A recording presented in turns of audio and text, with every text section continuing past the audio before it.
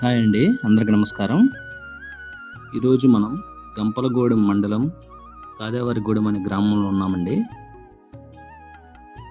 మిర్చి పంటలో 30 సంవత్సరాల అనుభవం గల రైతు నాగబాబు గారండి. పసుపులేటి నాగబాబు గారు. మామూలుగా మిర్చి ఏ టైంలో వేస్తారండి? ఎట్లా చేస్తాడంటే దీనికి పర్టికులర్ గా ఒక టైం అనేది ఉంటుందండి. ఏరియాని ప్రాంతాలను బట్టి మారుతూ ఉంటుంది. అంటే ఇప్పుడు ఇక్కడ మనం ఇప్పుడు మా విలేజ్కి వచ్చారు మీరు ఈరోజు. మాది వచ్చేసి గాదవారిగూడెం విలేజ్, గంపలగూడెం మండలం, ఎన్టీఆర్ డిస్టిక్, ఏపీ అండి. ఇప్పుడు మనం ఇండియా వైజ్ గా చూసుకుంటే 29 రాష్ట్రాల్లో ఇదివరకు ఒక 4-3 రాష్ట్రాలే పండించాయండి. ఇప్పుడు దాదాపుగా 15 రాష్ట్రాలు పండిస్తున్నాయి కొత్త. మధ్యప్రదేశ్ వచ్చిందండి మొన్న. ఇప్పుడు పోతా పిండి మీద ఉంటుంది. పంజాబ్ నిన్న చూశానండి పేపర్లో, పంజాబ్ లో పంట వచ్చింది ఇప్పుడు. అట్లానే ఇక్కడ మా అవన్నీ వదిలేసి మా విలేజ్, మా చుట్టుపక్కల మన ఏపీ వరకు చూసుకుంటే, మా ఏపీ వరకు తెలంగాణ బోర్డర్ లో ఉంది కాబట్టి ఈ రెండింటి వరకు చూసుకుంటే మేము రేపు జూన్ 15, 20 తారీఖు నుంచి గింజలు పెట్టుకుంటాం నర్సరీలో, లేదా పొలంలో పెట్టుకున్నాం అట్లు తయారు చేసి. అది వేసేది మేము ఆగస్టు 10 నుంచి సెప్టెంబర్ 15 వరకు నాటుతాం. సేలో మొక్కలు నాటుకుంటాం. ఎట్లా సార్? అంటే అందరూ ఒకసారి వస్తే రేట్ ఎలా ఉంటుంది? ఇట్లా డివైడ్ ఒక్కొక్కరు ఒక్కొక్క పర్టికులర్ టైంలో ఇస్తే రేటు తేడా ఎలా ఉంటుంది? రెండింటిలో డిఫరెన్స్ ఎలా ఉంటుంది? ఇక్కడని కాదు కండి, ఇది ఇంటర్నేషనల్ కదా మార్కెట్. ఇతర దేశాలకు పోతుంది, ఇతర రాష్ట్రాలకు పోతుంది కదా. వీళ్ళు ఎంత పండించినా ఏంటంటే హైబ్రిడ్లు వస్తున్నాయండి. ఇప్పుడు హైబ్రిడ్ రావటం అంటే ఇప్పుడు ఎకరానికి ఇదివరకు నాటు వెరైటీలు వేసేప్పుడు 10 క్వింటాలు 15 క్వింటాలు అయ్యాయి. ఇప్పుడు 20 నుంచి 30 కాడ అవుతున్నాయి. ఇది వైరస్ లేకుండా నల్లి రాకముందండి. 2021 నవంబరు అంటే 21, 22 సీజన్ తీసుకుంటాం కదండి. ఇప్పుడు ఏప్రిల్ నుంచి మనం మార్చి 30 దాకా, లేదా జూన్ 1 నుంచి జూన్ నుంచి మే వరకు ఒక సీజన్ తీసుకుంటాం కదా. అది 21, 22 సీజన్లో నల్లి అటాక్ అయింది. అప్పటి నుంచి మిర్చి దిగుబడులు తగ్గిపోయినాయండి పూర్తిగా. వాటికి కొట్టేటువంటి పెస్టిసైడ్స్ కూడా విపరీతంగా పెరిగిపోయినాయి, రేట్లు డబల్ అయిపోయినాయి ఒకసారి. కొత్త కొత్త మందులు వాళ్ళు తయారు చేసి ఈ పని చేస్తున్నాయి, అవి పని చేస్తున్నాయి అని చెప్పడంలో రైతుకి ఆశ కదండి. ఆశ మీద కొడదాం, ఇది కొడితే బాగుంటుందా, అది కొడితే బాగుంది అంటున్నారు. ఏదో ఒక ఊళ్ళో అది కొడితే బాగుందని గుడ్డు చేసుకొచ్చి దాన్ని చేసుకొని గబగబ చేసుకొని అది చేసుకొస్తే మార్కెట్లో దొరుకుతుంది. కానీ వాళ్ళు ఇదే అర్థం చూసుకొని ఎంఆర్పీని పెంచేసి 3000 ఎంఆర్పీ వేసేసి 2000కి అమ్ముతున్నారు. యాక్చువల్ గా అది దాదాపుగా అది 500-600కే తయారైతే నాకు తెలిసి. కానీ ఇంకా మరి కంపెనీ పేరు చెప్తే మీకు బాగుండదు. కానీ ఒక కంపెనీ తయారు చేస్తుందంట మందు, 500 రూపాయలు అవుతుంది అది. వాళ్ళు డీలర్కి ఇస్తానికి తయారైతారు, వాళ్ళకి పెట్టుబడి 500, డీలర్కి 1000 రూపాయలకి ఇస్తున్నారు. దాన్ని మీకు చూడండి, డీలర్ అమ్మేది 2300 రూపాయలు. ఇంకా రైతుకి ఎక్కడ డబ్బులు మిగులుతాయండి? కూలీలకు ఖర్చు పెరిగింది, విత్తనాల రేట్లు పెరిగినాయి, పురుగు మందుల రేటు ప్రస్తుతం. అన్నిటికన్నా మేజర్గా దెబ్బతినేది రెండు చోట్ల అండి. ఒకటి పురుగు మందుల దగ్గర, రెండోది కూలీల దగ్గర. మీ అనుభవంలో ఈ 31 సంవత్సరాల దగ్గర అవుతుంది కదా, మీకు ఇష్టమైన వెరైటీ ఏది? ఇష్టమైన వెరైటీ అంటే F1 వేసుకోవాలి. హైబ్రిడ్ లో వచ్చేసి ఒక రకం అని చెప్పలేమండి. అంటే మైకోవాలి అందరూ ఇప్పుడు హైబ్రిడ్ అని F1 అంటారు, F1 హైబ్రిడ్ రకం అంటారు. ఎవడైనా తయారు చేయండి, వాడు ఏముందండి ఎదువటాలు కాదుగా. కొంత వాళ్ళకి ఏడీ పైన ఉంటారు కదా, ఏడీలో ఉంటారు. వాళ్ళకి కొంచెం ఏదో చేస్తున్నారు, వాళ్ళు కంపెనీ తెచ్చుకుంటున్నారు పర్మిషన్, ప్రింట్ వేసుకొని అమ్ముతున్నారు. మీకు నచ్చింది వాళ్ళు మైకోవాలి మీకు ఇష్టమా, లేకపోతే ఆత్మూరు ఇట్లా ఉన్నాయి కదా, మీకు బాగా నచ్చింది? నాకు ఎక్కువ ఆదాయం వచ్చింది ఈ సీడ్ వల్ల అని చెప్పి నచ్చిందంటే అండి, వైరస్ రాకుండా కొన్ని కంపెనీలు ఇప్పుడే స్టార్ట్ చేసినాయండి మొదలు పెట్టడం. మొన్న రీసెంట్ గా ఏప్రిల్ 17, ఏప్రిల్ 21 సంథింగ్, ఏప్రిల్ 17 అనుకుంటుంది. ఏప్రిల్ 17 తారీఖు మైలవరంలో మైక్రో కంపెనీ వాళ్ళు ఇది పెట్టారండి, అది విత్తనాల గురించి. అక్కడ నేను ఆర్ఎం గారిని వచ్చిండు, ఆర్ఎం వాళ్ళు ప్రశ్నించారు. వాళ్ళు ఏంటంటే, ఇది ఒకప్పుడు అసలు మైక్రో కంపెనీ అంటే నెంబర్ 1, అసలు గుండె మీద చేసుకొని నిద్రపోయే వాళ్ళం రైతులు. ఈ రోజు వైరస్ వచ్చి బాగా దెబ్బతిన్నాయంటే ఒక కంపెనీ ఒక విత్తనాన్ని తయారు చేయడానికి పర్ఫెక్ట్ గా 10 సంవత్సరాలు పట్టిద్ది అన్నారంటే. దానికి వైరస్ టాలరెన్స్ ఏ కంపెనీ అయితే తయారు చేసిందో, టాలరెన్స్ విత్తనం దొరికితే రైతు అక్కడ 50% నిలదొక్కుంటున్నారు. అప్పుడు దాకా ఈ దెబ్బలు ఎదురు దెబ్బలు తగులుతూనే ఉంటాయి. దాన్ని వాళ్ళ మార్కెట్ లో వైరస్ టాలరెన్స్ తయారు చేసి కొంతలో కొంత 100% కాకపోయినా ఒక 70-80% ఆపగలిగింది స్టార్ ఫీల్డ్ కంపెనీ, జినీ 2626 అని.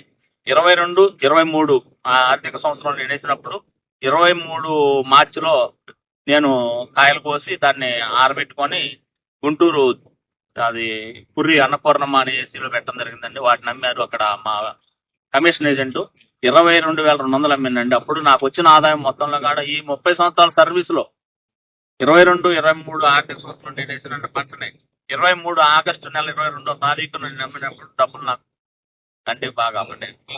ఈ 30 సంవత్సరాలు మంచి టైం అయిందండి. ఆ సంవత్సరం నేను వేసిన పొలం సుమారు ఒక 13 ఎకరాలు వేసాను. ఆ సంవత్సరం కాడ 13 ఎకరాలు 50 లక్షల పంట పండించానండి ఆ సంవత్సరం. ఆ సంవత్సరం డబ్బులు మిగిలినాయి. ఆ తర్వాత 23, 24కి ఆర్థిక సంవత్సరంలో 23 డిసెంబర్ 5వ తారీఖున మంచి తుఫాన్ వచ్చిందండి. స్టేట్ వైజ్ గా వచ్చిందండి. ఆ తుఫాన్ నేలకేసి పడితే మళ్ళీ సొమ్ములు అయిపోయింది. సొమ్ములే లాస్ట్. అది కాక విత్తనాలు 4-5 రకాలు ఏదో ఏరి కోరి గబగబా లావు రకం బాగా దిగుబడి 40 క్వింటాలు 50 క్వింటాలు వద్దని టామ్ చేస్తారు కదా పెట్టేసరికి ఏదైనా లావు రకం అంటే వాన పడితే త్వరగా అయిపోయింది. సమస్య లేదు. లావు రకాలు ఏదైనా ఒక తేజానికి ఇవాళ మగవాడిగా ఉన్నది. కాకపోతే కొద్దిగా వైరస్ రావడానికి ఒక 10%, 20% ఉంది కానీ ఆస్కారం. మైకో కంపెనీ ఎస్ఎస్ని సెమినిస్ కంపెనీ వాళ్ళు బేర్ తీసుకుందండి. బేర్ కంపెనీ సెమినిస్ 2222 4 రిండ్లు వస్తుంది. దాని మీద 10 గ్రామ్స్ ప్యాకింగ్ మీద 4 రిండ్లు వస్తుంది. బేర్ కంపెనీ కొన్నది సెమినిస్ దగ్గర. బేర్ ప్లస్ సెమినిస్ 2 పేర్లు వస్తాయి దాని మీద. దానికి పక్కనే రెండంకి అనేది 4 రిండ్లు వస్తాయి. 2222 వస్తుంది. వాటిలో ఈ రెండు ముందంజలో ఉంటాయండి. మామూలుగా మీరు విత్తనాలు ఎక్కడ సార్ మీరు షాప్కి వెళ్ళి డీలర్ల దగ్గరే కొంటారా? డీలర్ల దగ్గరే కొంటాం. కంపెనీస్ అయిపోయి తీసుకుంటారా? లేదండి, మేము మాకు తెలిసిన కొట్టు పెనగంచిపోలు నంబూరి నాగే గారు అనేది ఒక కొట్టు, తర్వాత నందిగామ రైతు మిత్ర సీడ్స్ దగ్గర ఈ 2 షాపుల్లో తీసుకొస్తానండి. సీడ్ తీసుకునేటప్పుడు కేవలం డీలర్ మీదే మీరు నమ్మకంతో తీసుకొస్తారా? దాటి నాణ్యతని మీరు ఎలా గుర్తిస్తారు? నాణ్యత అంటే ఆధారపడి తీసుకోవాలి. గత 10 సంవత్సరాల నుంచి మేము ఒకే ఈ షాపుల్లో ఈ 2 షాపుల దగ్గర తీసుకుంటున్నాం కాబట్టి వాళ్ళ మీద ఉన్న మన నమ్మకం అండి. ఒకటి వాళ్ళ మీద మనకున్న నమ్మకం. రెండోది ఏంటంటే ఇప్పుడు దాని వచ్చినటువంటి ప్యాకింగ్ మీద లాట్ నెంబర్ అని ఇస్తాడు. అదే లాట్ నెంబర్ మనకిచ్చే రసీదు మీద వేసి ఆయన సంతకం పెట్టి స్టాంప్ వేసేవాళ్ళండి. అది మనం పంట పూర్తయ్యే వరకు ఆ ప్యాకెట్లు ప్లస్ ఆ రసీదు దాచుకోవాలండి. దానికి ఏదన్నా తేడా వచ్చినప్పుడు మనం పోయి కొట్టోళ్ళం పట్టుకుంటే గట్టిగా కొట్టోళ్ళ కంపెనీ వాళ్ళని పిలిపిస్తారండి. దాన్ని చర్య తీసుకోవడానికి ఛాన్స్ ఉంటుంది. పొలానికి ఎన్ని గ్రాములు హైబ్రిడ్ ఎన్ని గ్రాములు విత్తనాలు ఎన్ని అని మీరు అడుగుతున్నారు, బాగానే ఉందండి. ఎంత 100 గ్రాముల 150, 200 అని అడుగుతున్నారు, బాగానే ఉంది. అయితే ఇందులో 2 రకాలు ఉందండి. వర్సన్ అట్లా ఒకటి రైతు ఏంటంటే మనం గవర్నమెంట్ ఉద్యోగం కాదు కదా చేసేది. మనం ఏం చేస్తున్నాం, 40 రోజులు నారులు పెంచుకోలేమని నేల మీద తయారు చేసి చిన్న దోయల్లాగా మళ్ళీ అంటామండి మేము. అవి ఎగేసి కొద్దిగా నీటి కాలువలు చేసి పెడతాం. అప్పుడు పెట్టేదంటే పెద్ద తుఫాన్లు తగిలినప్పుడు కొంత ఆంశం నారు పోయింది. దానికోసం మేము ఎకరానికి 150 గ్రాములు పోసుకుంటామండి. నర్సరీలో వచ్చేసరికి 80 గ్రాములు 90 గ్రాములు సరిపోతుందండి నెట్లో పెంచుకుంటే. కాకపోతే అక్కడ ఈ విత్తనాలు ప్లస్ విత్తనాలకు ఎంత రేట్ అవుతుందో ఆ పెంచిన ఆయనకు అన్ని డబ్బులు చేయాల్సి వస్తుందండి నర్సరీకి. ఏది బాగుంటుందండి మీరు నాటుకోవడానికి మొక్క? నాటుకోవడానికి మీరు పెంచుకున్నది బాగుంటుంది. నాటుకోవడం కంటే ఇప్పుడు ఈ 20 సంవత్సరాలు హైబ్రిడ్ అయిబట్టి 2006 నుంచి 25 వరకు అంటే చూడండి దాదాపుగా ఒక 19 సంవత్సరాలు కదా, 18-19 సంవత్సరాలు అయింది. మేము ఇంతవరకు నర్సరీలో పెంచలేదు. ఇప్పటి వరకు పొలం మీదండి. అయితే పొలం మీద నర్సరీకి తేడా చూసుకుంటే పొలం మీద 2-3 క్వింటాలు మిగులుతుందండి ఒక సంవత్సరం. కాకపోతే గడిచిన సంవత్సరం ఒక లాస్ట్ సంవత్సరం మాత్రం చాలా మంది జనం అన్న దాన్ని బట్టి నేను చెప్తున్నానండి, పొలం మీద దానికి వైరస్ అటాక్ అయింది, నర్సరీలో దానికి అటాక్ కాలేదని ఒక మాట వచ్చింది, ఒక టాక్ వచ్చింది. ఈ ఒక్క సంవత్సరం లాస్ట్ 1 ఇయరే. దాని గురించి మేము కూడా కొద్దిగా ఆలోచిస్తున్నాం అండి, పొలం మీద పోయటమా నర్సరీలో పెట్టుకోవడం అనేది. ప్రతి సంవత్సరం మీరే పోసుకుంటారు కదా, సీడ్ ట్రీట్మెంట్ అంటే రైతుగా ప్రత్యేకంగా చేసే పని. 10 గ్రామ్స్ ప్యాకింగ్ లో వాళ్ళు మ్యానుఫ్యాక్చరింగ్ చేసిన కాడ గౌచు అనేది అక్కడ ట్రీట్మెంట్ జరిగి ప్యాకెట్ లో పోసి వస్తాయండి. అవసరం లేదండి, గౌచు వాళ్ళు చేస్తున్నారుగా. మిరపెత్తనం అనేది మిరపకాయలో వైట్ ఉంటదండి. పగలు తీసినప్పుడు కోసినప్పుడు కూడా వైటే ఉంటది కదా. మనకి ఎట్లా తెలుసు అంటే వాళ్ళు గౌచు చేసింది లేని వైట్ లేకోకుండా కలర్ చేంజ్ చేస్తుంది, రెడ్ వస్తుంది పైన. అంటే దాని మీద వాళ్ళు గౌచో కాడ ఆ కలర్ ఉంటది, రెడ్ కలర్. అది కలిపినట్టు మనకు లెక్క, మాకు అది గుర్తు అనమాట. నాటిన తర్వాత ఎన్ని రోజులకి మొలకలు వస్తాయండి? మనం భూమిని మంచిగా సదును చేసినా ఇక్కడ పొలం మీద అయినా అటు నర్సరీలో అయినా ఖచ్చితంగా మనం పెట్టిన రోజు ఏ వారం అయితే పెడతాం అదే వారం నాడు 7వ రోజు మొలక కొంత పడుతుందండి. 8 నుంచి 10 ఆ 3 రోజుల్లో కంప్లీట్ మొలిసిద్దండి. 10 తర్వాత ఇక మొలదు. అది దాన్ని లెక్కలో వేసుకునే పని లేదు. 10వ రోజు మొలిస్తే మొలిసినట్టు, లేకపోతే లేనట్టు. లేకపోతే మళ్ళీ పోసుకోవడం. మళ్ళీ పోసుకోవటం. అయితే ఇప్పుడు తయారు చేసి F1 హైబ్రిడ్ రకాలు మొత్తంగా కూడా 10 రోజులకి 90% మొలుతాయండి. 80 to 90% మొలుతాయి. మీరు మీ 31 సంవత్సరాలలో మీ దృష్టిలో ఈ సంవత్సరం నాకు బాగా పండింది, పంట బాగా దిగుబడి వచ్చిందని అనుకుని ఉంటారు కదా ఒక సంవత్సరం. మీరు అదే సీడ్ తీసుకుని నెక్స్ట్ ఇయర్ వాడుకుందాం అని ఎప్పుడు అనుకోలేదు? ఆ కాయల నుంచి అండి, ఆ కాయలు పొరపాటు ఆ కాయల నుంచి కనుక పెడితే అసలు పెట్టుబడి కూడా రాదండి. వాళ్ళు అక్కడ ఏం చేస్తారో మనకు తెలియదు. వాళ్ళు కూడా పెద్ద పెద్ద R&D అంటారు, ఏదో మరి ఎట్లా పెంచుతున్నారో అది మామూలుగా కూడా వాళ్ళు కూడా ఏదో ఒక రైతు దగ్గర ఇచ్చి ఆ సీడ్ ని డెవలప్ చేసుకునే కదా తీసుకునేది. లేదండి, F1 రకాలు అట్లా కాదుగా. కొంత వాళ్ళు ఇప్పుడు చూడండి, చెప్తాను. ఈ మైకో కంపెనీకి ఉందనుకుంటా, మహారాష్ట్రలో ఆ ప్యాకింగ్ మీద వచ్చిన దాన్ని అడ్రస్ బట్టి చెప్తాను మీకు. జాల్నా అనే ఏరియాలో, జాల్నా JALNA జాల్నా అనే ఏరియా, ఒక విలేజ్ కావచ్చు, అది ఒక పెద్ద టౌన్ కావచ్చు, దాని పక్కన జాల్నా అనే ఏరియాలో పండించి తీసుకొస్తున్నారండి ఇతనండి. వాళ్ళు లోపలికి మనుషులు మామూలుగా చెప్పులతో వెళ్ళలేరు, అందరిని బాగానేరు మనుషులు. దానికి కొంచెం నియమంగా ఉండి మనుషులను లోపలికి వెళ్ళి ప్రతిరోజు ఒక దారం కట్టి అది ఆడామగ అనే పూలు సంపర్కం జరిపి అది తయారు చేస్తారండి R&D. అలాంటిది హైబ్రిడ్ అండి, ఒరిజినల్ హైబ్రిడ్. అది ఎక్కడ మన కాయలు కోసి పెట్టినప్పుడు ఏమైతే తెలుసు అంటారు, అది నాటు వేరే, అది మామూలుగా అంటారు లూజ్ ఇస్తామని అంటారు దీనిలో ఒక రకంగా. ఒకప్పుడు దూది గింజలు దూదితో సహా అమ్మారు, అట్లా ఉంటది. ఇప్పుడు చూడండి పత్తి గింజలుగా కూడా అట్లా వస్తాయి, 450 గ్రాములు వస్తాయి చూడండి, హైబ్రిడ్ BT1 BT2 అని వస్తాయి చూడండి అట్లా. అలాగే సేమ్ టైప్ లో ఈ F1 అనే హైబ్రిడ్ రకం వస్తుందండి. నల్లిని తట్టుకోగలిగే ఇతరం మీ దృష్టిలో మీకు ఏది బాగా అనిపించింది? ఇది బాగా మంచి నల్లిని తట్టుకుంది నాకు 2022-23 సంవత్సరంలో ఈ జెనిట్ 6 నల్లిని తట్టుకుందండి. దేవుని దేవాలన అదృష్టం కలిసి వచ్చింది. మరి ఆ సంవత్సరం వర్షం లేకపోవటం మాకు తాలు శాతం తక్కువైంది, దిగుబడి బాగా వచ్చింది. నల్లిని కంట్రోల్ లేదంటారా?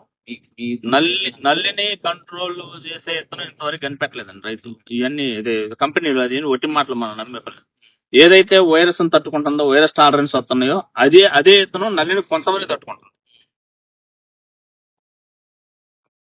ఈ నేలకి ఈ రకం విత్తనం అయితే బాగుంటది, ఈ రకం అయితే వేస్తే ఈ ఎర్ర నేలలో, నల్ల నేలలో, గరప నేలలో ఇలా ఉంటాయి కదా, ఉంటాయి. ఈ సాయిల్ కి ఈ రకమైన సీడ్ ఉంటదని చెప్పి మీరు మీ అవగాహన ప్రకారం ఏది మీకు ఏ నేలకి ఏది సూటబుల్ అనిపించింది? మంచి ప్రశ్న అడిగారు. కంపెనీలు ఏం చేస్తున్నాయంటే, ముందు ఒక విత్తనం తయారు చేసినప్పుడు ఒక కంపెనీ ఉంది, 10 రకాలు తయారు చేస్తుంది, కొన్ని 100 రకాలు తయారు చేస్తున్నాయి. వీటిల్లో ప్రతి దానికి కాకుండా ఒక 50 గ్రాములు 4 ఏరియాల్లో ఇస్తున్నారండి. ఉసుక పొలంలో, ఎర్రమట్టి నేలలో, చౌడు దీంట్లో అండి, ఒండ్రు నేలలో, నల్ల నేలలో 4 ఏరియాల్లో కూడా సక్సెస్ అయిన తర్వాతనే దాన్ని రిలీజ్ చేస్తున్నారండి. ట్రయల్స్ ఇస్తున్నారు. 1 సంవత్సరం ఇస్తున్నారు, 2వ సంవత్సరం ఇస్తున్నారు, 3వ సంవత్సరం కొద్దిగా విలేజ్కి ఒక రైతుకి ఇచ్చి పండించిన తర్వాత దాన్ని రిలీజ్ చేస్తున్నారండి బయటకి. అన్ని నెలల్లో పండుతుంది. ఏదైనా పంట పండటానికి ప్రధానమైన కారణం ఒకటి చెబుతానండి మీకు, నాకు తెలిసిన సలహా వరకు. అంటే ఎవరి ఉద్దేశం వాళ్ళది, నాదే కరెక్ట్ అని నేను అనుకోకూడదు. 100% మనం అనుకుంటే ఈ మిర్చి పంట వరకు అండి, 100% మనం అనుకుంటే అందులో రైతు కష్టపడి చేసే యాజమాన్య పద్ధతులు 17%. ఒక 17% విత్తనం ఉంటుందండి, విత్తనాన్ని బట్టి. ఒక 17% భూమిని బట్టి ఉంటది. భూమిని బట్టి అంటే మరి అన్ని నెలల్లో పండుతాయి అంటున్నారు మీరు అని అంటారు కదా. దానికి ఏంటంటే వేసిన పొలమే వేయకుండా పత్తేగులు అనేది ఏగిలి మార్చిన పొలం వేయటం ఒకటి. తర్వాత నీళ్లు నిలబడకోకుండా వర్షం కురిసినప్పుడు తొందరగా బయటకు వెళ్ళిపోయేటట్టు ఉండే పొలాన్ని చూసుకొని ఇచ్చినప్పుడు అదే అండి భూమిది 17% ఉంటుందంటే అది. ఈ 3 కలిపితే ఎంత అండి, 3 10 51% అయింది, సుమారు గట్టిగా 50% అయింది. ఇవన్నీ ఒక ఎత్తు. క్లైమేట్ అనేది, వాతావరణం అనేది 50% అండి. ఇంకొక విషయం అండి, ఇప్పుడు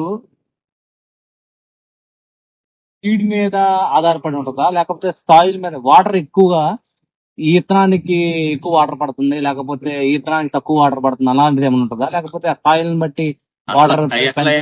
అవన్నీ అనుకోవటం అపోహలే. వీళ్ళు ఏం చెప్పిన ఆడు స్టూడెంట్ కాసిందిరా అంటాడు ఒట్టి మాటల్లో. ఇన్ టైంలో ఇప్పుడు ఈ నల్లి వచ్చిన తర్వాత ప్రతి 72 లేదా మహా అయితే 424 96 గంటలు, 96 గంటలకు ఒకసారి కొట్టిన రైతే పంట పండుతుందంట. అది ఎక్కువ నేను చెప్పింది.